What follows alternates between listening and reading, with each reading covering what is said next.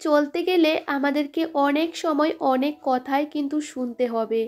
তাই আমি মনে করি ওই কথাগুলোকে কান না দিয়ে আমরা যদি আমাদের মতো কাজ করে যাই, তাহলে ঠিক একদিন আমরা কিন্তু আমাদের লক্ষ্যে পৌঁছাতে পারবো। সেটা আমাদের ঘরের কাজ বলো, বাইরের কাজ বলো, যেটাই করি না কেন মন দিয়ে আমাদের করতে হবে। Hello everyone, good morning. আশা করছি যে যেখানে আছো অনেক ভালো আছো আর সুস্থ আছো। আজ আরও একটি নতুন ভিডিওতে তোমাদের সকলকে জানাই অনেক অনেক ভালোবাসা। আর আজকের কিন্তু পৌষ সংক্রান্তি। সকালে ঘুম থেকে উঠেছি অনেক সকালে, উঠে সমস্ত বাসি কাজগুলো সেরে নিয়েছি। সেরে সকালে টিফিনটাও ছেলেকে খাইয়ে দিয়েছি আর আমাদের জন্য একটু পাস্তা করে নিয়েছি। আসলে শরীরটা বেশি একটা ভালো নেই। কালকে রাতেও প্রচণ্ড কাশি, তার সাথে বমি। একটু যে শুয়ে বসে থাকবো সেটা কিন্তু আমাদের কপালে নেই। যেহেতু একার সংসার, একটা বাচ্চা আছে, সেহেতু সকালে রান্নাবান্না আছে, যেহেতু আমাকে সমস্তটা করতে হবে। আর আমি সবসময় কিন্তু একটু অসুস্থ হলে আমি একটু শুয়ে বসে থাকবো, সেটা কিন্তু কখনোই করতে পারি না।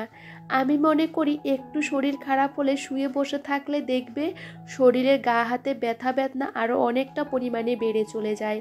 সেজন্য সবসময় কাজের মধ্যে থাকি। আমার মনে হয় কাজকর্ম করলে শরীরটা অনেকটা ভালো থাকে আর শরীরের মধ্যে আলাদা একটা পজিটিভ এনার্জিও কাজ করে। তো সবসময় নিজেকে কাজের মধ্যে রাখি আর একটু নিজেকে সময় দেওয়ারও চেষ্টা করি। আমরা যদি ভালো না থাকি আমাদের সংসারটাকে কিভাবে ভালো রাখবো? তো দেখো, কাজ তো করতে হবে। তো সবসময় কাজগুলো আমি যেভাবে করে থাকি সেভাবেই করি। এই যে আমাদের একঘেয়েমি কাজ, প্রত্যেক দিন ডেইলি রুটিন, কিন্তু সেগুলোকে যদি আমরা ভালোবেসে করি তাহলে দেখবে আমাদের সংসারটা অনেকটা পরিমাণে ভালো থাকবে। আমাদের গৃহিণীদের বেশিরভাগের লাইফস্টাইলটা একই রকম। সকালে উঠো, সমস্ত কাজকর্ম করো, রান্না বান্না করো, এগুলো আমাদের প্রত্যেক দিনের কাজ। তাও যদি আমরা হাসি মুখে সমস্তটা মেনে নিতে পারি তাহলে দেখবে আমাদের জীবনটাই কিন্তু অনেকটা সুখী হয়। আর ওইদিকে আমার রান্নাটা হচ্ছে, ভাবলাম চলো এদিকে ঘরটরগুলো ভালো করে গুছিয়ে নিই। আসলে একটু একটু করে আমি প্রত্যেকটা দিন আমার ঘরটাকে কিন্তু প্রত্যেকটা দিন পরিষ্কার করি। নিজে হাতে সাজানো গোছানো নিজের সংসার আমরা যদি একটু পরিষ্কার পরিচ্ছন্ন করে রাখি তাহলে দেখবে মন থেকেও আলাদা একটা শান্তি পাওয়া যায়। আর কথাই আছে, পরিষ্কার পরিচ্ছন্ন হলো লক্ষ্মীর স্থান। যেখানে পরিষ্কার পরিচ্ছন্ন করে রাখবে সেখানে কিন্তু লক্ষ্মীর ভাসটা সবসময়ই থাকে। আর আজকে কিন্তু আমরা রান্না করছি আমিষ। আমাদের শ্বশুরবাড়িতে, আমরা বাপের বাড়িতে যেহেতু নিরামিষ খাই, পৌষ সংক্রান্তির দিন আমার শ্বশুরবাড়িতে কিন্তু আমিষ খাওয়া দাওয়া হয়। এই জন্য আমি কাঁচকলা আলু দিয়ে মাছ করেছি আর সাথে মাছের তেল করেছি আলু দিয়ে। আমি রান্নাবান্না শেষ করে সাথে সাথে বাসনগুলো মেজে নিয়ে চলে আসি। যেহেতু আমার বাইরে বাসন মাজতে হয়, বাইরে জড়ো করে রাখলে বেশি করে রাখতে পারি না, না হলে ওই যে রোদে শুকিয়ে যায়, সেহেতু মাজতে না ভীষণ অসুবিধা হয়। সব সময় আমি চেষ্টা করি রান্নাবান্না শেষ করে আগে বাসনপত্রগুলো ধুয়ে রান্নাঘরটাকে প্রথমে পরিষ্কার করে নিতে। সকালে নিজেকে একদমই সময় দিই না। আসলে কি বলতো, সকালটা কিভাবে চলে যায় আমরা গৃহিণীরা একদমই বুঝতে পারি না। ঘড়ির কাঁটা কিন্তু ছুটছে, সেহেতু আমাদেরকেও কিন্তু ছুটতে হবে। এখন যে পরিস্থিতি হচ্ছে, আমাদের কিন্তু স্মার্টলি কাজকর্ম যদি না করি তাহলে দেখবে সময়ের সাথে আমরা কখনোই পেরে উঠব না। আর যেহেতু সকাল সকাল পুজো টুজো করবো, সেহেতু ওই যে সকালে রান্নাবান্না 8:30টার মধ্যে কমপ্লিট করে আমি রান্নাঘর পরিষ্কার করে চলে আসছি। এই যে ঘরটাকে মুছবো, তার আগে ভাবলাম ঝাড় দিয়ে নিই। ঘর মোছার আগে আমি কিন্তু প্রত্যেকটা দিন ভালো করে ঘরটাকে ঝাড় দিই, তাতে ঘরটা মুছতেই বেশিক্ষণ সময়ও লাগে না। আসলে কি বলতো, পরিষ্কার করে যদি ঘরটা রাখি তাহলে মুছতে বেশিক্ষণ সময়ও লাগে না, ঝটাপট করে মোছাও হয়ে যায়, আর বেশি করে জলটাও চেঞ্জ করতে হয় না। আর এদিকে তোমাদের দাদাভাই গিয়েছে চান করতে, ও বেরোলেই আমি কিন্তু চান করব। আর ছেলেও কিন্তু বসে বসে খেলা করছিল। ভাবলাম চলো এই সুযোগে আমার কাজগুলোকে একটু এগিয়ে নিই। যেহেতু পুজো টুজো করলে দেখবে একটা বাচ্চা কাচ্চাকে নিয়ে করতে ভীষণই অসুবিধা হয়, তাও চেষ্টা করি আমার কাজগুলোকে একটু সময়ের মধ্যে কমপ্লিট করতে। আর সে কারণে দেখো সকাল থেকে লেগে পড়েছিলাম কাজকর্ম। আজকে উঠেছি অনেকটা সকালে, সেহেতু কাজগুলো একটু একটু করে সেরে নেওয়ারও চেষ্টা করছি। আর এদিকে ঘর বারান্দাগুলো ভালো করে ঝাড় দিয়ে ভাবলাম ওই যে ঘরটা মুছে নিই।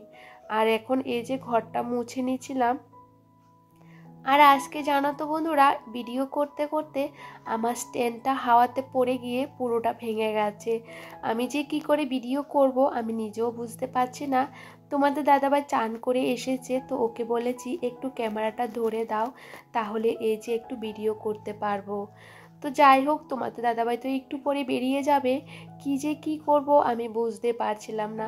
আমরা যে ভিডিও শ্যুট করি অনেক সময় মোবাইল পড়ে যায়, স্ট্যান্ড পড়ে যায়, ভীষণই অসুবিধা হয়। একটা ভিডিও শ্যুট করতে গেলে আমাদের কিন্তু অনেকটা কষ্ট করতে হয়, কিছু করার নেই, আমরা যে কাজ করছি সেটা তো আমাদের করতেই হবে। আর এদিকে বাইরে একটু ওই যে সূর্যদেবকে ফিটে দেব, সে কারণে এই জায়গাটা একটু লেপে দিচ্ছিলাম। যেহেতু আমার তুলসী গাছের নিচে জায়গা একদমই সরু, সেহেতু এই জায়গার মধ্যে দেব, সেটা একটু গোল করে লেপে দিচ্ছিলাম। ভেবেছিলাম পুরোটা জায়গার মধ্যে আলপনা দেব, কিন্তু এখন আর পারবো না, একদমই শরীরটা দিচ্ছিল না। যেটুকু নিয়ম সেটুকু তো পালন করতে হবে, শুধু ওইটুকুই করব। তাড়াহুড়ো করে আমি চান করে চলে এসেছি। আর এদিকে এখন ওই যে মাথাটা একটু আঁচড়ে নেব। তোমাদের দাদাভাই এক্ষুনি বেরিয়ে গেছে, তো আমি চান করে আসার সাথে সাথে ভাবলাম চলো এদিকে ছেলেকে নিয়ে কাজগুলো করতে হবে, সেহেতু একটু তাড়াতাড়ি করে নিই। আর এদিকে ছেলেকে একটু ফল কেটে দেব, তারপরে আমি পুজোর জায়গাতে বসবো, না হলে না কাজকর্ম করতে পারবো না। বুঝতে পারো, একটা বাচ্চা থাকলে আমাদেরকে একটু বুদ্ধি খাটিয়ে কাজগুলো তো করতে হবে। তো এইদিকে দেখো আমি চালের গুঁড়ো করে নিচ্ছিলাম, সকালে একটু ভিজিয়ে দিয়েছি, শুধু ঠাকুরের জন্যই করছিলাম। আর যেহেতু শরীরটা বেশি একটা ভালো নেই, সেজন্য ভাবলাম চলো বেশি একটা খাটাখাটনি করব না, অল্প করে পিঠে বানিয়ে নিলেই হয়ে যাবে। আর যেহেতু ছেলেও ছোটো, বেশি একটা খেতে পারবে না, এখান থেকে তো ছেলে খাবে, তো সেহেতু অল্প করে বানিয়ে নিচ্ছিলাম, পরে না বানাবো। আর এখন এই যে চালের গুঁড়োটা না ঝটাপট করেও নিচ্ছিলাম, বেশিক্ষণ একদমই সময় লাগেনি। কি বলতো, সকালবেলা ভিজিয়ে দিয়েছিলাম আর একটু জল ঝরতে রোদে দিয়েছিলাম, তাতে বেশ শুকিয়ে গেছে চালগুলো, সেহেতু না ঝটাপট করে হয়েও গেছে। আর এই যে এখন এই যে ঠাকুরের বাসনগুলো মেজে নিয়ে চলে এসেছি, আর ভাবলাম চলো সিংহাসনটাকে ভালো করে পরিষ্কার করে নিই। আগের সপ্তাহ পুজো দিতে পারিনি দেখে বাসনগুলো না মাজতে ভীষণই অসুবিধা হয়েছিল। যেহেতু তোমাদের দাদাভাই বাসনগুলো মাজলে এত একটা ভালো করে পরিষ্কার হয় না, আর বেশি একটা গায়ের জোর দিয়ে মাজতেও পারে না। তো আজকে না অনেকটা কষ্ট করে কিন্তু বাসনগুলোকে এটুকু পরিষ্কার করেছি। আমি যেহেতু প্রত্যেক দিন বাসনগুলো মাজি, সেহেতু কিন্তু ভালোই পরিষ্কার হয়ে যায়। আর এই যে আমি ঠাকুরের জন্য পিঠে বানিয়ে নিয়েছি 3 রকমের। ভাবছি কি পিঠে বানাবো। আমার যে ঠাকুরের থালাগুলো আছে দেখতে পাচ্ছো ভীষণই ছোট, কোনো একটা পুজো আর্চা করতে গেলে কোনো বেশি করে প্রসাদ টসাদ কিছুই দিতে পারি না। যখন কিনেছিলাম ভুল করে এই ছোট ছোট থালাগুলো কিনে নিয়েছি, একটু বড় করে নিলে না ভালো ছিল থালাগুলো। তবে এই যে ছোট ছোট করে বানিয়েছি, 3টে করে ঠাকুরকে দিয়ে দিয়েছি। আর এই যে এখন ঘরের পুজোটা করে নিচ্ছিলাম। আর এদিকে ছেলে কিন্তু আমাকে আজকে এক ফোঁটা বিরক্তি করেনি, ও কিন্তু খুব সুন্দর করে বসে আছে। আর এই যে ঠাকুরের সামনে একটু আলপনা করে নিয়েছি, আর এই যে লক্ষ্মী মাকে একটু পিঠে বানিয়ে সামনে দিয়েছি। আর এখন এই যে আমাদের বাড়ির তুলসী তলা, সেখানে আলপনা একটু দিচ্ছিলাম। আসলে কি বলতো, বড় একটা জায়গা থাকলে তাহলে আলপনা করতেও কিন্তু বেশ ভালো লাগে।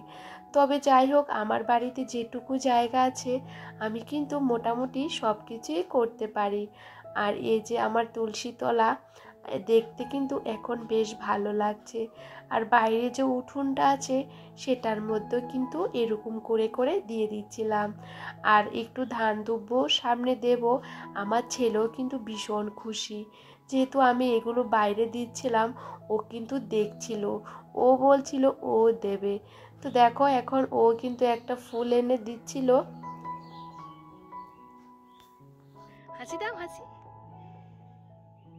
একটা হাসি দাও, হাসি দাও মামার দিকে। বন্ধুরা এখন কিন্তু 2:30 বাজে।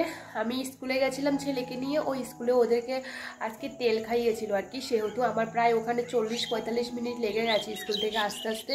তো ছেলেকে খাইয়ে ঘুম পাড়িয়েছি। আর আমার না অনেক কাজকর্ম রয়ে গেছে, আজকে শরীরটা তো ভীষণ পরিমাণে খারাপ, তাও কাজগুলো করতে হয়েছে। ওই যে ঠাকুরের জন্য পিঠে ইটে বানিয়েছি, সব বাসনপত্র একসাথে জড়ো করে রেখে দিয়েছি, এগুলো মাজবো আর খাওয়া দাওয়াটাও করতে হবে। সকালবেলা খেয়েছিলাম, এখনও আর কিছু খাওয়া হয়নি, প্রচুর প্রসাদগুলোও খাইনি, সেগুলোও রেখে দিয়েছি, খেতে ইচ্ছে করছে না।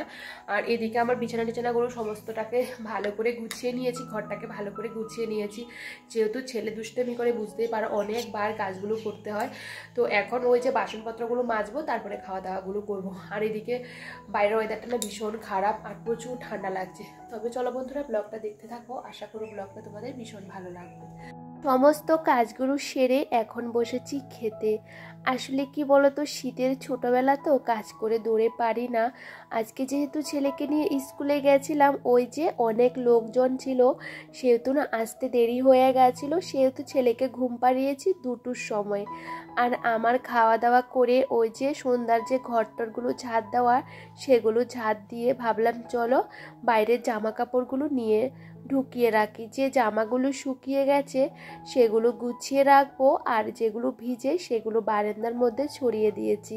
তার আগে জানালাগুলো একটু বন্ধ করে রাখছিলাম, প্রচুর পরিমাণে মশা, বুঝতে পারো একটু বেলা করে জানালাগুলো বন্ধ করে নেওয়ার চেষ্টা করি। আর এই মুহূর্তে বেশ খানিকটা সময় কিন্তু পেরিয়ে গেছে।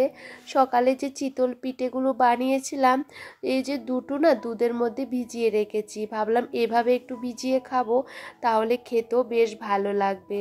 তো দেখো এখন একটু ভিজিয়ে রেখেছি। আর ছেলেকে কিন্তু সন্ধ্যার টিফিনটাও খাইয়ে দিয়েছি, আর আমার সন্ধ্যা বাতিটাতি সমস্তটা দেওয়া কমপ্লিট হয়ে গেছে। তো ছেলেকে নিয়ে একটু পড়াতে বসেছিলাম। আসলে কি বলতো, পড়তে একদমই চায় না, তাও না একটু সন্ধ্যার সময় প্রায় আধা ঘন্টার মতো নিয়ে বসেছি, না হলে না একটুও বসবে না। সবসময় চেষ্টা করি ওই যে সন্ধ্যার সময় ওকে একটু সময় দিতে। আর এখন বসেছে মোবাইল দেখতে। তো ভাবলাম চলো জামা কাপড়গুলো সমস্তটা গুছিয়ে জায়গাতেই রেখে দিই। এই যে জামা কাপড়গুলো সমস্তটা ড্রয়ার বক্সে থাকে, সমস্তটা এলোমেলো হয়ে গেছে। আসলে কি বলতো, ছেলেও ওর জামা কাপড় বের করে নেই, সে কারণে ভাবলাম চলো ছেলের জামাগুলো আলাদা রাখি, আর আমারগুলো আর বিছানা চাদরগুলো আলাদা আলাদা রাখি। এখানে বেশিরভাগ জিনিস ওই যে কাছে দূরে যখন যাই তখনই এই জিনিসগুলো এখান থেকে বের করা হয়, তাতে এমনিতে বের করা হয় না। আর সমস্ত কিছু এক এক করে ভালো করে গুছিয়ে নিয়েছি। আর এখন কিন্তু আলাদা আলাদা ড্রয়ারগুলোতে মধ্যে ঢুকিয়ে রাখবো। আর একটা ড্রয়ারের মধ্যে বিছানা চাদরগুলো রেখেছি, আর একটার মধ্যে ছেলের জামা কাপড়গুলো রাখবো। এভাবে সমস্ত কিছু গুছিয়ে রাখলে তাতে নিতেও কিন্তু বেশ সুবিধা হয়।